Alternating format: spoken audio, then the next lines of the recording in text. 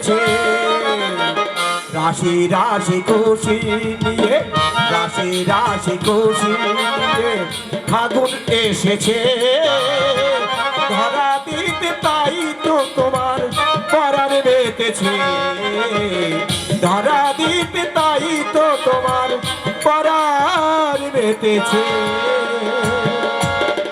হয়নি হয়নি, কিচ্ছু হয়নি।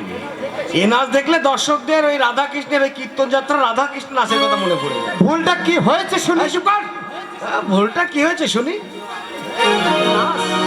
ওটা কি নাচ না নাচের ভঙ্গিতে শুধু ধরার চেষ্টা, ধরার চেষ্টা?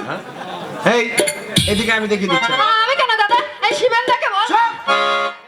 কথাটা শুনলে কিন্তু আমার হেভি রাগ হয়। এদিকে এই গান ওর রূপের নেশা চোখে লেগেছে, স্বপ্ন জেগেছে ধরা দিতে, তাই তো তোমার পরাণ মেতেছে রূপের নেশা চোখে লেগেছে।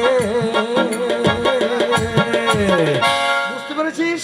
পেরেছিস? হ্যাঁ, শুধু ধরলে হবে না। যা আচ্ছা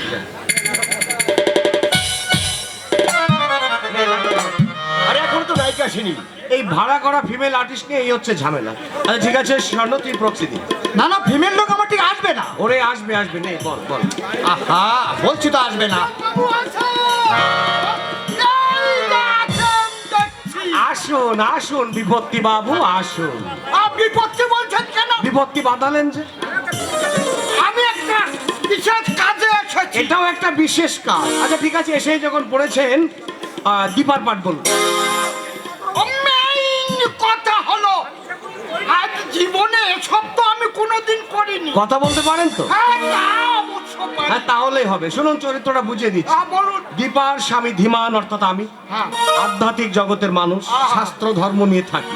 আর দীপা হচ্ছে উগ্র আধুনিকা, স্বামীকে লুকিয়ে নাইট ক্লাবে যায়, ছেলেদের সঙ্গে নাচে, মদ খায় ইত্যাদি ইত্যাদি। ছি, ছি, ছি, ছি, ছি, ছি। আরে মেয়েদের এসব করতে নেই। আরে বাবা, এই যুগে এখন এসবই চলছে। তারপর শুনুন, হ্যাঁ। নাইট ক্লাবে গিয়ে হিরক নামে এক তরুণ চিত্র প্রযোজকের সঙ্গে দীপার প্রেম হয়, আর সেই জন্য সে স্বামীর কাছে ডিভোর্স চায়। বলুন। হ্যাঁ বলুন, আমি ডিভোর্স চাই। মেইন কথা হলো, আহা, আবার মেইন কথা ঢুকিয়ে দিলেন কেন? কথা বলতে গেলে ওটা আমার এসে যায়। ওটা বাদ দিন, ওটা বাদ দিন। বাদ দেবো? হ্যাঁ বাদ দিন। বলুন বলুন, আমি ডিভোর্স চাই। আমি ডিভোর্স চাই। হবে নয়, এটা তো মেয়েদের পাঠ। হ্যাঁ। একটু সরু গলায় মেয়েলি ঢঙে বলুন। হ্যাঁ, বলুন, আমি ডিভোর্স চাই। আমি ডিভোর্স চাই। আচ্ছা, বাড়িতে আপনার বউ কিভাবে কথা বলে তাও শোনেন না নাকি? আমি অকৃতদার। হ্যাঁ? মানে জীবনে এখনো বিয়েই করিনি। বিয়ের যোগাযোগ করেন অথচ নিজেই বিয়ে করেননি? আরে কি করে করব বলুন? একা ঘরে গন্ডায় গন্ডায় ছেলে মেয়ে, বাবা তাদের খেতে পড়তে দিতে পারছে না, তবু আমার কামান নেই। আরে যে দেশে প্রতি বছর 1,50,00,000 লোক জন্মায়, সে দেশে ঘটকদের বিয়ে করার সময় আসতে পারি? আরে আসুন আসুন আসুন আসুন, আপনি তো বড্ড দেরি করে ফেলেছেন। আমি রিহার্সাল দিতে আসিনি, তাহলে? আপনাদের একটা কথা জানাতে এসেছি। কি কথা? আপনাদের নাটকে অভিনয় করা আমার পক্ষে সম্ভব নয়। এ কি বলছেন? নাটক মঞ্চ হতে আর মাত্র 5 দিন বাকি।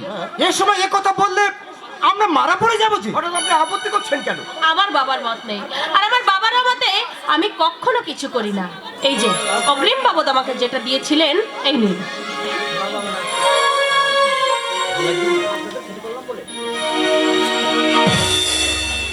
আপনাদের ক্ষতি করলাম বলে আমায় মাফ করবেন। নমস্কার। না, নাটক করো। ওই দেখো নাটক গুটি গুটি পায়ে চলে যাচ্ছে। নিশ্চয়ই মমতা দেবীর সঙ্গে তোরা কোনো দুর্ব্যবহার করেছিস? না না না। তাহলে এমন কি ঘটলো যার জন্য আমাদের ক্লাবে অভিনয় করতে দিত না বাবার আপত্তি? ঠিক আছে, কাল আমি মমতা দেবীর বাবার কাছে যাচ্ছি, তোরা অন্য মেয়ের খোঁজে থাক। হাতে মাত্র 4 দিন।